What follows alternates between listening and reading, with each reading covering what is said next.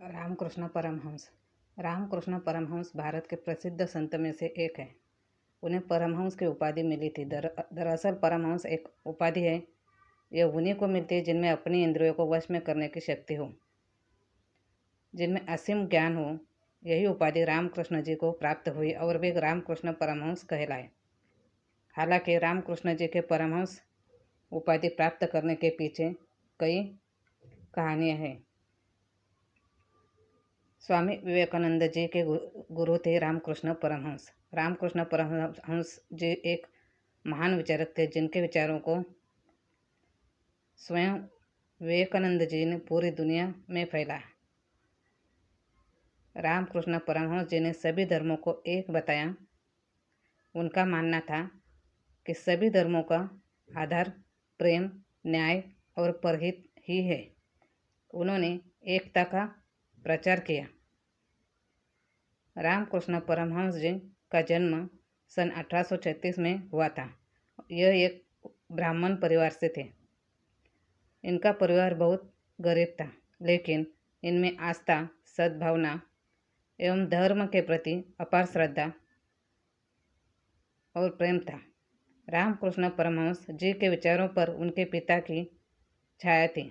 उनके पिता धर्मपरायण, सरल स्वभाव के व्यक्ति थे। यही सारे गुण रामकृष्ण परमहंस जी में भी व्याप्त थे।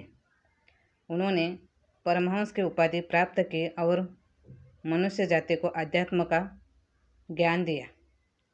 इन्होंने सभी धर्मों को एक बताया। इनके विचारों से कई लोग प्रेरित हुए, जिन्होंने आगे चलकर इनका नाम और अधिक बढ़ाया। रामकृष्ण परमहंस जी देवी काली के प्रचंड भक्त थे। उन्होंने अपने आप को देवी काली को समर्पित कर दिया था। रामकृष्ण परमहंस जी का भले ही बाल विवाह शारदा मणि से हुआ था, लेकिन इनके मन में श्री को लेकर केवल एक माता भक्ति का ही भाव था। इनके मन में सांसारिक जीवन के प्रति कोई उत्साह नहीं था। इसलिए ही 17 वर्ष की उम्र में इन्होंने घर छोड़कर स्वयं को माँ काली के चरणों में सौंप दिया। यह दिन रात साधना में लीन रहते थे। इनकी भक्ति को देख सभी अचरज में रहते थे। रामकृष्ण काली भक्त थे, जो माँ काली से एक पुत्र की भांति जुड़े हुए थे, जिनसे उन्हें अलग कर पाना नामुमकिन था। जब रामकृष्ण माता काली के ध्यान में जाते और उनके संपर्क में रहते तो वे नाचने गाने लगते थे और झूम झूम कर अपने उत्साह को दिखाते। लेकिन जैसे ही संपर्क टूटता, वो एक बच्चे की तरह विलाप करने लगते और धरती पर लोटपोट करने लगते। उनकी इस भक्ति के चर्चे सभी जगह थे। उनके बारे में सुनकर संत तोताराम, जो कि एक महान संत थे, वो रामकृष्ण जी से मिलने आया और उन्होंने स्वयं रामकृष्ण जी को काली भक्त में लीन देखा। तोताराम जी ने रामकृष्ण जी को बहुत समझाया कि उनमें असीम शक्तियाँ हैं, जो तब जागृत हो सकती है जब वे अपने आप पर नियंत्रण रखें, अपनी इंद्रियों पर अपना नियंत्रण रखें। लेकिन रामकृष्ण जी अपनी काली माँ के प्रति अपने प्रेम को नियंत्रित करने में असमर्थ थे। तोताराम जी उन्हें कई तरह से मनाते, लेकिन वे एक ना सुनते। तब तोताराम जी ने रामकृष्ण जी से कहा कि अब जब भी तुम माँ काली के संपर्क में जाओ, तुम एक तलवार से उनके टुकड़े कर देना। तब रामकृष्ण जी ने पूछा, मुझे तलवार कैसे मिलेगी? तब तोताराम जी ने कहा, अगर तुम अपनी साधना से माँ काली को बना सकते हो, उनसे बातें कर सकते हो, उन्हें भोजन खिला सकते हो, तब तुम तलवार भी बना सकते हो। अगली बार तुम्हें यही करना होगा। अगली बार जब रामकृष्ण जी ने माँ काली से संपर्क किया तब वे यह नहीं कर पाए और वे पुनः अपने प्रेम में लीन हो गए। जब वे साधना से बाहर आए तब तोताराम जी ने उनसे कहा कि तुमने क्यों नहीं किया। तब फिर से उन्होंने कहा कि अगली बार जब तुम साधना में जाओगे तब मैं तुम्हारे शरीर पर गहरा आघात करूंगा और उस रक्त से तुम तलवार बनाकर माँ काली पर वार करना।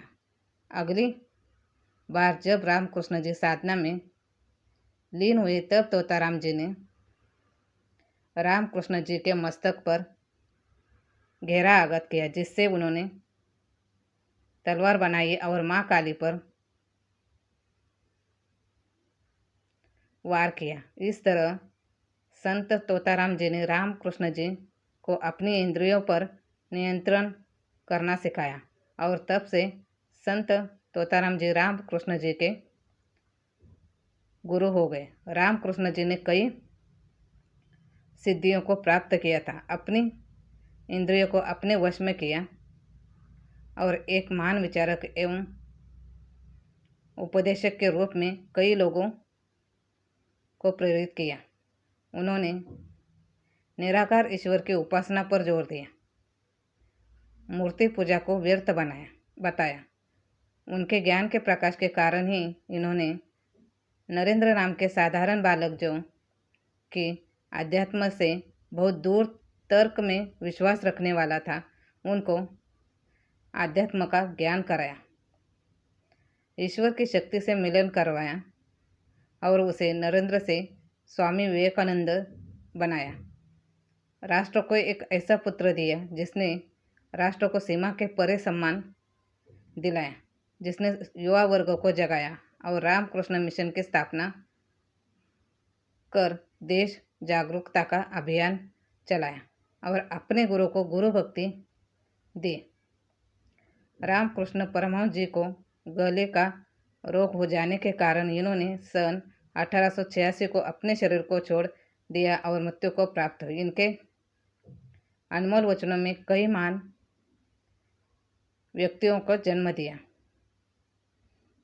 जैसे कि खराब आईने में जैसे सूर्य की छवि दिखाई नहीं पड़ती, वैसे ही खराब मन में भगवान की मूर्त नहीं बनती।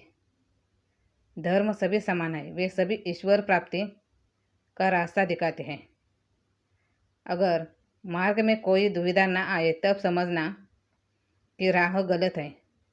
जब तक देश में व्यक्ति भूखा और निसहाय है तब तक देश का हर एक व्यक्ति गद्दार है। विषय ज्ञान मनुष्य की बुद्धि को सीमा में बांध देता है और उन्हें अभिमानी भी बनाता है।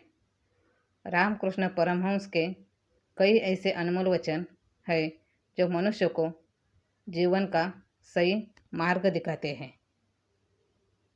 धन्यवाद।